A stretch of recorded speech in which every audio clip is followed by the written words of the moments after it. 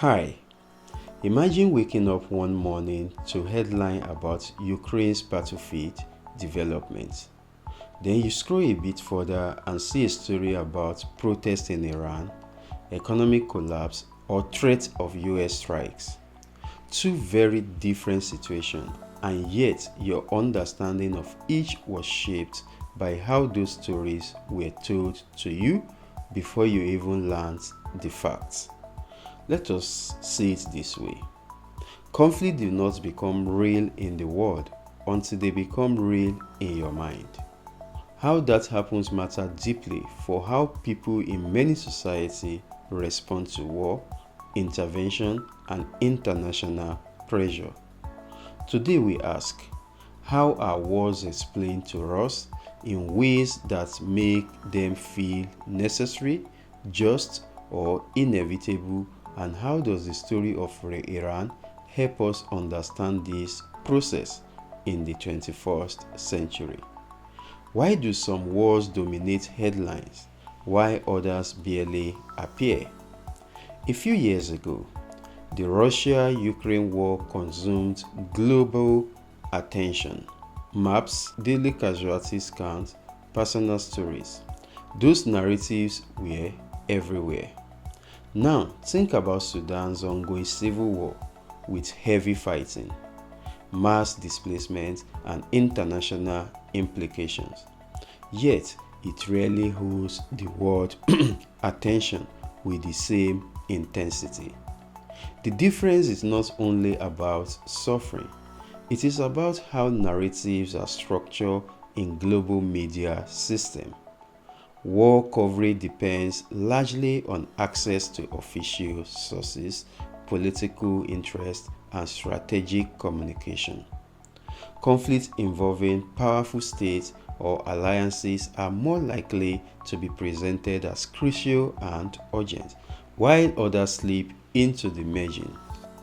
This pattern determines not just what we see, but how we feel about what we see. That leads us to a deeper question.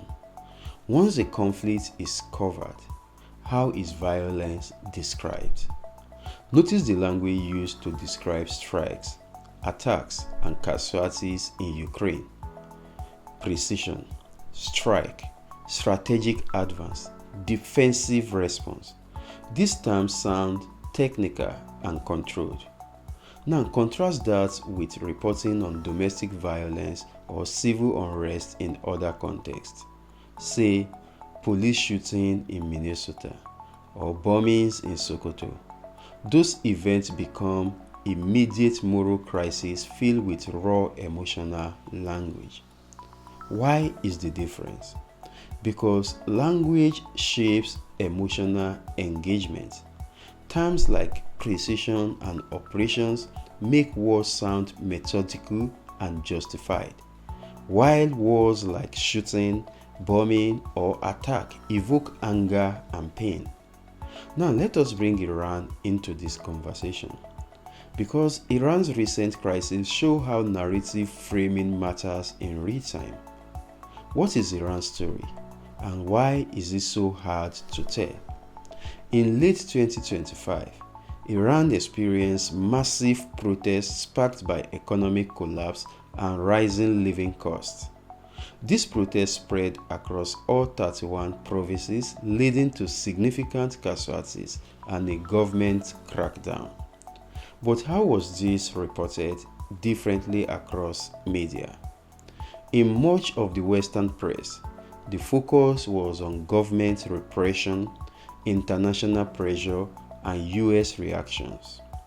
Meanwhile, local Iranian media framed the unrest as the product of foreign interference and threats to national sovereignty, blaming external terrorism for instability. This illustrates a core point: different narratives make the same event feel entirely different, one as a struggle for human rights, another as defense against external threats. How does Iran's regional role shape its narrative in the world? Iran is not just a story of internal unrest, it is also a central actor in regional conflict involving proxy wars, alliances, and geopolitical rivalry. For example, Iran has supported military efforts in Sudan, supplying drones and training that shifted the balance in that conflict. And in the Middle East proper, Iran's long-standing proxy rivalry with Israel and Saudi Arabia shapes the entire regional story. Through groups like Hezbollah in Lebanon and allying militias, Tehran projects influence and frames itself as a defender against what it calls Western and Israeli aggression. But how do global media outlets portray this? Some emphasize Iran as a destabilizing force. Others frame its action as resistance against foreign intervention. That difference again shapes public perception and policy debate far beyond the Middle East. So what does this mean for us as global audience?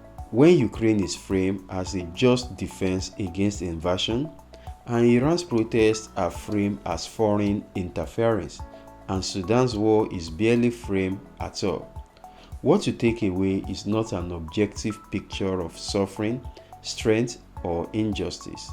You take away a story that aligns with geopolitical interests. Stories are not neutral. Some central studies in media and conflict show how reporting often reinforces existing power structures rather than challenges them, because media framing can legitimize some action while delegitimizing others. This means your perception of conflict is being shaped long before you ever analyze the causes or the consequences. In episode 1, we learned how the Cold War structured global politics with competing ideologies.